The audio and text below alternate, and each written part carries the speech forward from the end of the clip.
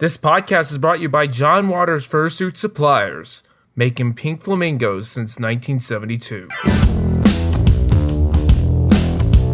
Hello, goodbye, and hello again. It's your phone with the microphone, play button, playing Czechoslovakia's favorite game show, Do You Believe It? The game is pretty simple. I tell you a fact from Ripley's Believe It or Not. If I could say that, I might have to bleep that for copyright reasons. And then one of them is going to be a falsehood. The other is going to be kind of a lie. One is going to be a falsehood. The second one is going to be the actual fact. And the other is going to be a fact from another Ripley's thing that is easy to come across. I'm again play button. And here's my co-host, Zinnia, the biggest buyer of candy canes in the bi-state area. Say something. Hello. And now we got our two guests for tonight. The theatrical caracal fox, Spotlight. Everybody. And then our last guest, the seagull who likes playing guitar and flying things, Lith. Howdy. How you doing? Okay, I guess we should start the game now, shall we? Our first round for the first episode, even though I'm not sure if this is going to make it a full episode, is A. Schiller. Okay, what do you think when you hear the name A. Schiller? Sounds like a person's name. What do you think the person did? I don't know. Okay. Heard that shillings are a type of currency. Okay. Our first option is he etched the Lord's Prayer on a pin 7 times, 7 separate pins. He made 7 in the late 1800s when he was sentenced to Sing Sing Penitentiary for forgery, spent 25 years on them, and became blind due to the amount of eye strain that would happen if you try to etch the Lord's Prayer on a pin that is probably about 0.4 inches in diameter. I believe you had to look at it 400 times. The second one, A. Schiller could have walked across a tightrope backwards between 2 skyscrapers in Moscow. He was part of a circus, and he was, really good at walking tightrope. So they did this as a way to get publicity. It appeared on the local newsreels at that time. What do you think of that? Stumped here. Anyone with the last name Schiller sounds like a forger to me. Okay, and then the last one, he was a stoker or a fireman, depending on who you hear, who survived the sinking of the RMS Titanic, RMS Empress of England, and the RMS Lusitania. Okay, that's all your options. Pick which one sounds most likely to you. And The first option for me. Spot? Yeah. I'm agreeing with Zinnia there. I personally am thinking number 3 over here. Because shilling sounds like some sort of European name, but not Russian. So It was Schiller. Number 3. Schiller? It doesn't sound Schiller? Russian to me. Okay. Spotlight and Zinnia, you are correct. Dang it. It was the guy who etched, Haha. and yeah, pretty much, I guess it was a case of he didn't have anything better to do. I mean, your sentence that you were in, I don't know how long his sentence was. The place didn't really go into much detail. Was it Smile Prison or something? Shine. It was some Sing Sing. ridiculous. Sing Sing. That's a ridiculous name. There is a... Why does that sound like a prison from like some child's movie? It sounds like somewhere you'd go and you don't return from the same way. Like you'd go there and you come out a completely separate human being. And And the reason why it's a maximum security prison, and it's in the village of Ossining,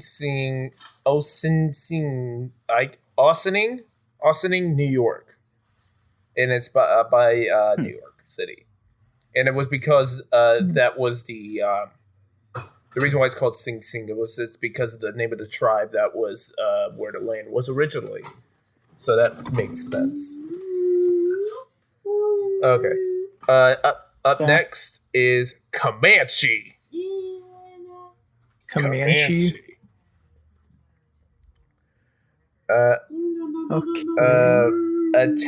Okay, here's our first option. A town in eastern Alaska, population 800.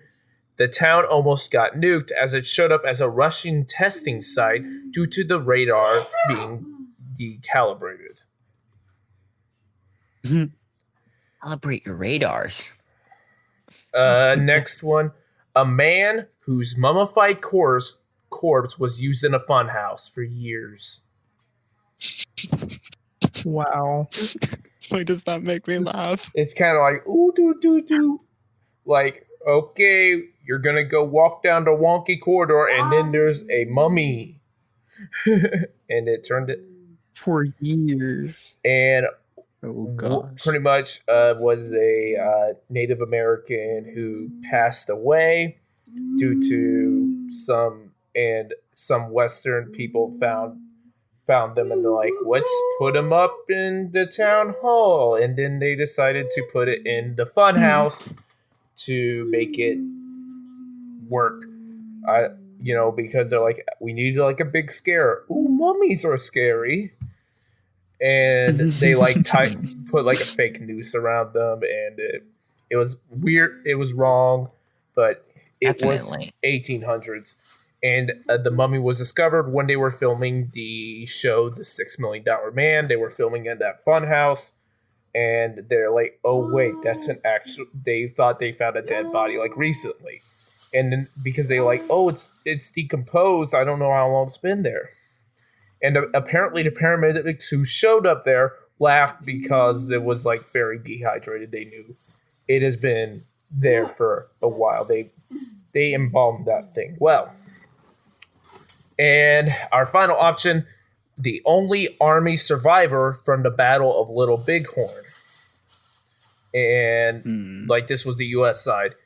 And it was a horse that is currently on display at the University of Kansas. A horse named Comanche? Yes. So which one sounds most feasible? I mean, Comanche kind of sounds like a horse name to me. Yeah, I definitely agree. Like a Native American name.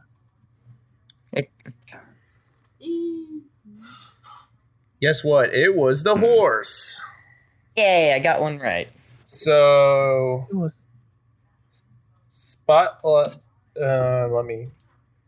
Zinnia and Lith are tied. Spotlight's in the lead. So, I think it's time for a tiebreaker. Wait. I'm going to do something, hit the random article button on Wikipedia and see where it takes us. Oh, no. Let me see. Too obvious. Bukoma. Bukoma? How do you spell that? Bukoma. It's even worse than I expected it to be. I expected a C. I was expecting it to be like 50 letters long. I don't know why, but I think it's some type of disease. It is not a disease. I think that our blue pone will explain it to us. Well, you have to guess what exactly it is. Well, yes, of course, but you're going to give us 3 options that we can figure out what it is from that. Is it a type of fruit, a town in Kenya, or a person who was from the ancient Greek times?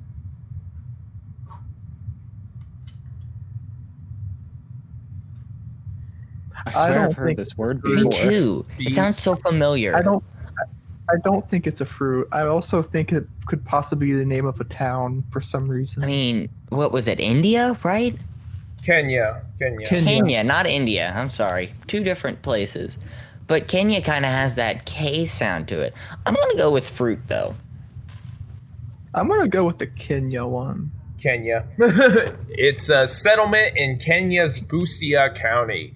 And by the way, the Wikipedia article is only like pretty much like it tells you what exactly it is. It's a settlement, and then there's like a paragraph describing the climate, and that's it. So it's like so like, and there's also no sources at all. So it's just like maybe the place doesn't even exist, right? That would be Okay, so, I don't know why I would have heard this. I know I have somewhere, but where? so that means Spotlight and Zinni are tied now. Oh no. Okay, I have to do this again. Even though we're kind of gone off the beaten path in terms of it. I don't think we're going to get back on the beaten path. What is the beaten path? I don't know. A script, which we don't have. I had an outline for the answers. I didn't know how long it'd take. We've only been recording for what, like 10 minutes. Actually, we're reaching the 12-minute mark.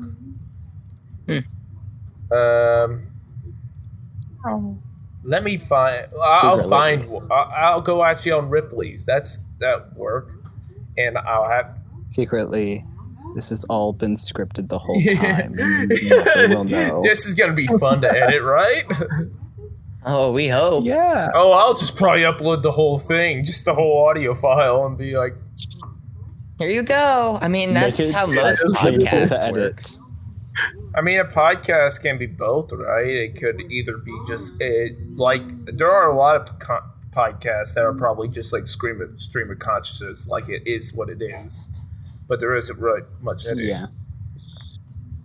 Okay. I work in music.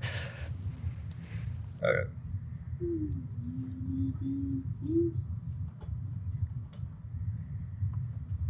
Okay. Okay, that's not really a.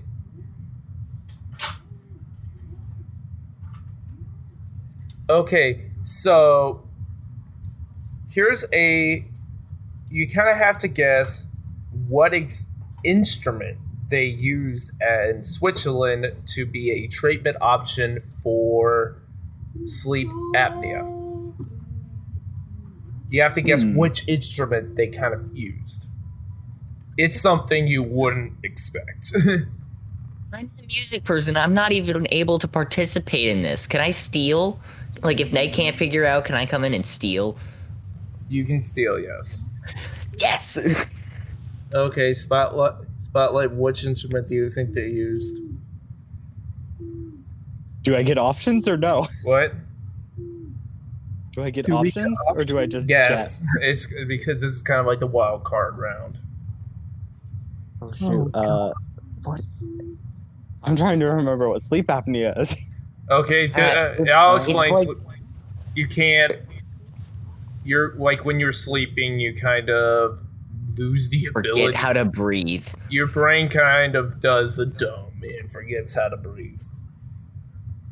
I think my grandfather had that. Why do I feel like that would be something people would try and use drums for? That just sounds like something they would do. Okay, so you're going with drums? Yes. Zinnia? I'm going with the tuba. Tuba? Tuba. Just go. You stick the whole horn just on their face. Yeah. No, because you're blowing a lot of air. It'll go into their mouth, you see? It's smart. Oh, perfect. CPR. Okay, That's how so. sleep app machines work. Okay, Lith, which instrument do you think? Didgeridoo. No, I have no clue. Guess what? You're right. What? No! The didgeridoo.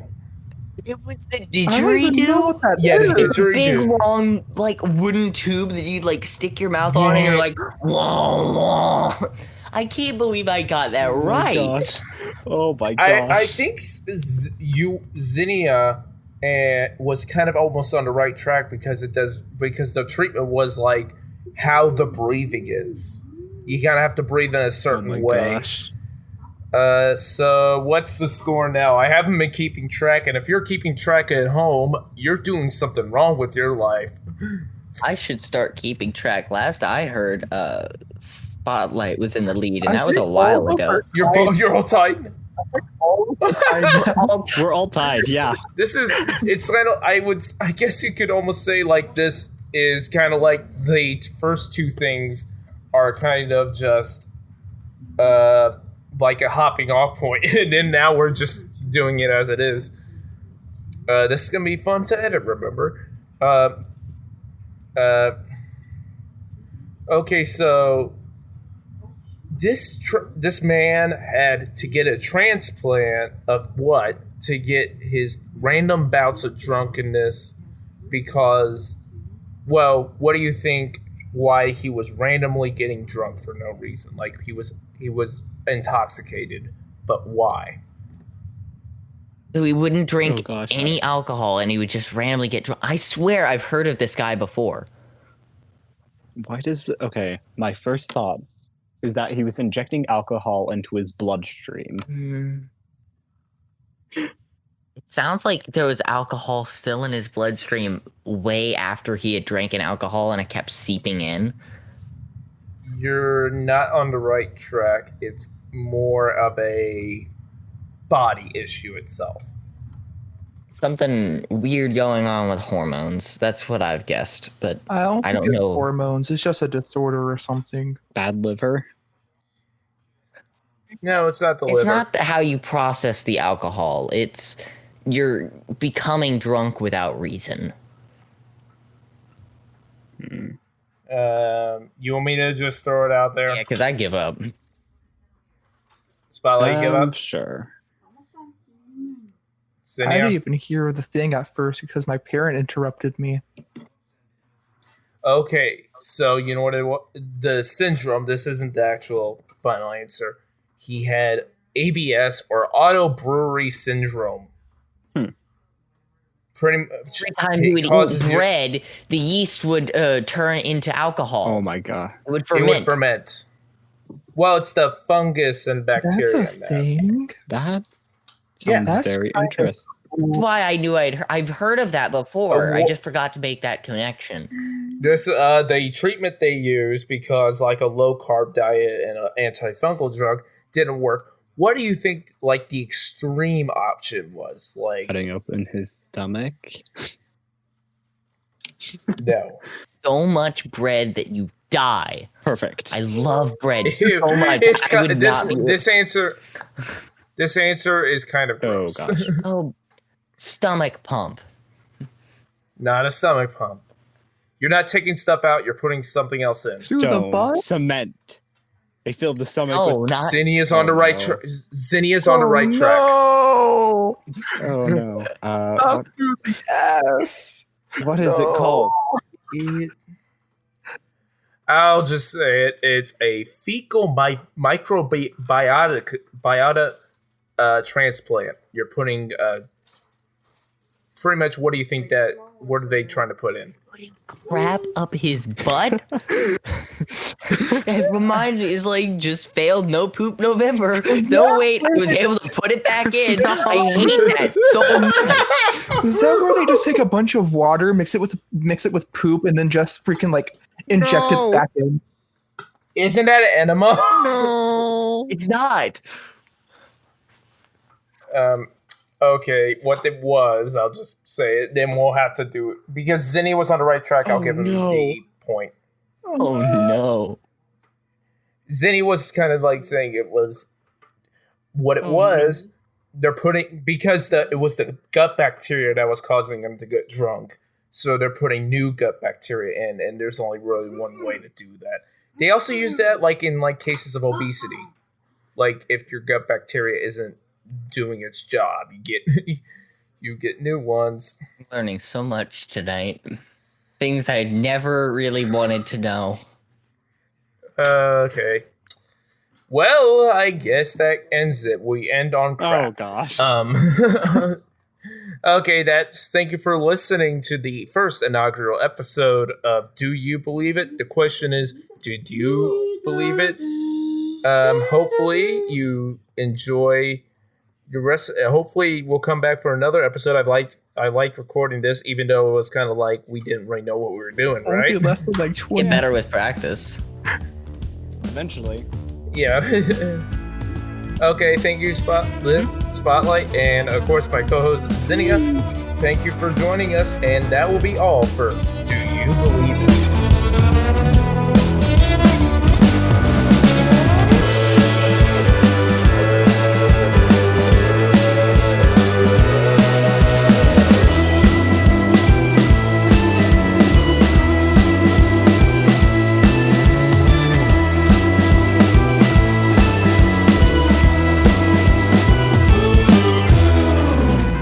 Believe in life after love. I don't. Nice.